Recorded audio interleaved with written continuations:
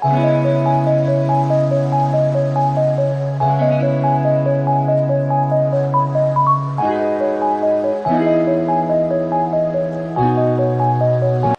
तो यहाँ मैं अपना आपको नो मेकअप लुक दिखा रही थी और मैंने ये क्रिएट करा था, अपने सिस्टर के घर जा रही थी तो मैंने कहा आप लोगों के साथ भी क्यों ना शेयर करूँ। अगर आप लोग ये ट्यूटोरियल देखना चाहते हैं तो डू कमेंट बिलो। इंशाल्लाह मैं इसकी भी वीडियो अपलोड करूँगी, जो कि मैंने अभी की नहीं है।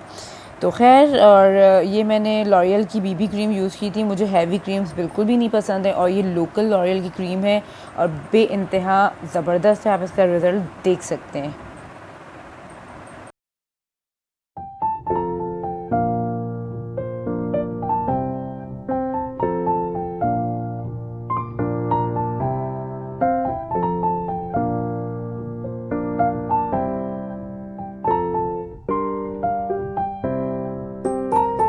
बिस्मिल्लाहिर्रहमानिर्रहीम, अस्सलाम वालेकुम। कैसे हैं आप सब लोग? उम्मीद करती हूँ बिल्कुल ठीक ठाक होंगे और दुआ करती हूँ परवरदिगार से कि हम सबको अपने हिफ्ज़-ओ-मान में रखे और हम सब की सारी परेशानियाँ दूर करें। आमीन सुम्मा आमीन।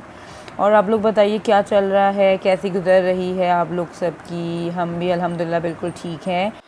सिस्टर के घर जा रही थी और सैटरडे है ये, तो मैंने कहा चलो वीडियो शूट करते हैं।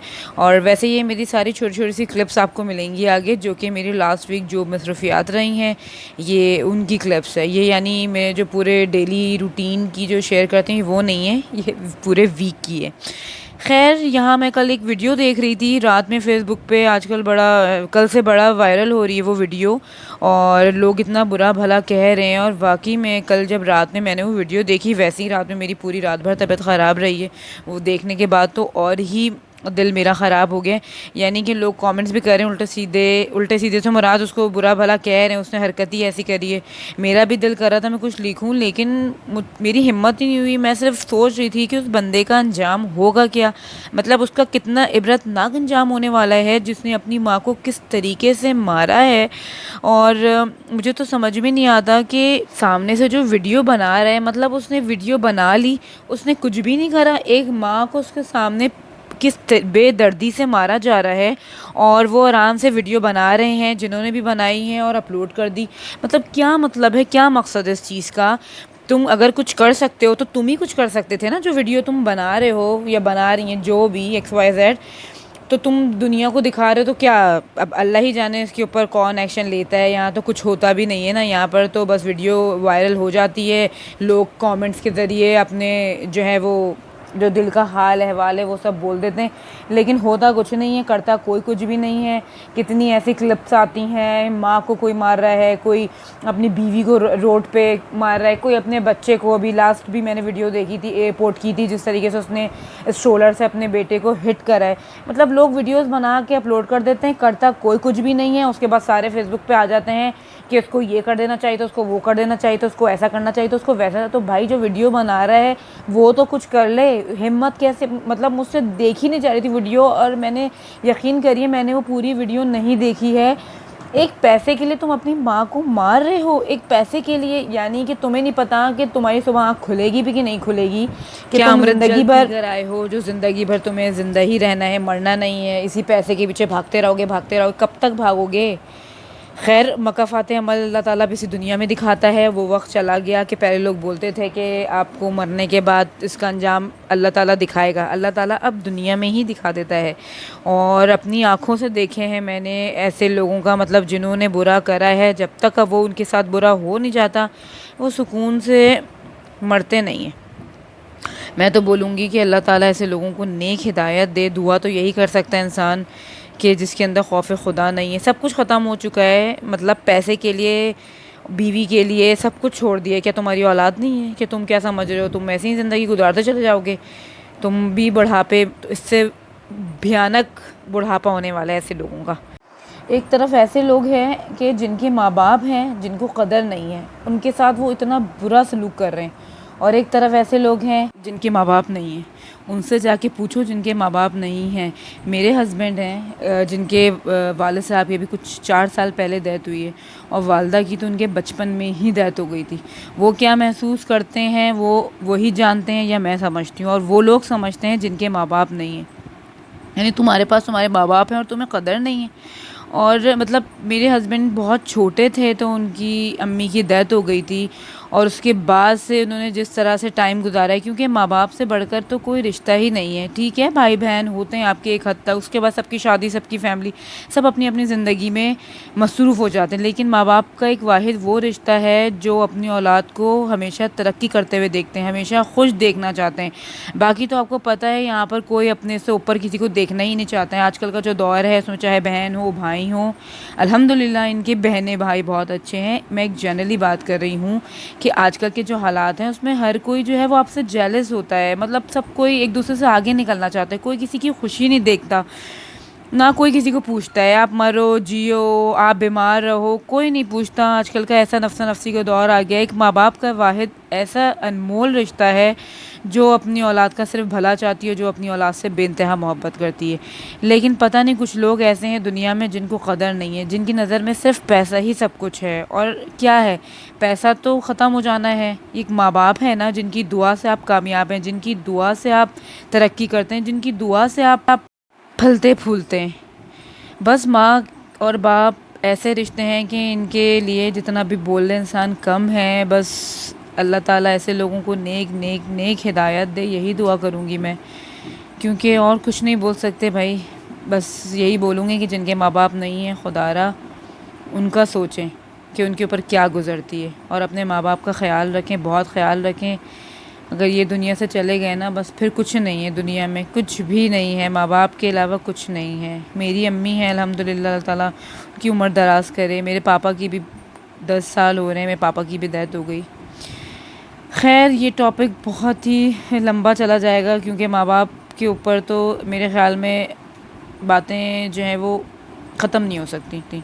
वक्त गुज़र जाएगा, लेकिन 12 साल हो रहा है पापा की डेथ को। हाँ चलें, गलत बोल दिया बस। खैर जहाँ मैं अपनी सिस्टर के घर पर आ गई थी और बीच में मेरे हस्बैंड मुझे याद दिला रहे हैं तो है कि तुम आपके पापा की डेथ को 12 साल हो गए हैं, 10 साल में क्या करें, याददाश्त इतनी कमज़ोर हो गई है, भूल जाती हूँ। तो बस सिस्टर के घर पे आ गए थे और रास्ते में आप लोग से बातचीत भी हो गई। आप लोग भी बताइएगा, आप लोग की क्या राय है इस बारे में, ज़रूर बताइएगा कमेंट कर। और यहाँ पर मैं अपना ऑयल से जितना बचना चाह रही हूँ, लेकिन आपको पता है ऑयल तो खाने में होता ही है। कोरमा था चिकन का, तो जितना भी मैं एहतियात से निकाल लूँ बट ऑयल तो आ ही जाता है। खैर आप घर में रहकर ही कर सकते हैं कंट्रोल, कहीं बाहर जाकर आप पोर्शन में खा सकते हैं बट ऑयल को क्या करेंगे। तो बस यहाँ मैं अपना खाना एंजॉय कर रही थी और फिर आ गई थी मैं अम्मी के घर। सैटरडे नाइट हमने अम्मी के घर पे स्टे करा था। अम्मी फ्राइडे से ही बुला रही थी, लेकिन जब से ये मेरी वीडियोस वगैरह मैंने बनाना स्टार्ट करी हैं तो मेरा काफ़ी कम हो गया जाना। वरना तो है मैं तकरीबन अभी जब से मैंने वीडियोस बनाना शुरू करी उससे पहले मैं अम्मी के घर पे ही रहती थी, क्योंकि अम्मी और मेरी सिस्टर अकेले होते हैं तो अम्मी कहती हैं बस वहीं रुक जाया करो, हम भी अकेले होते हैं।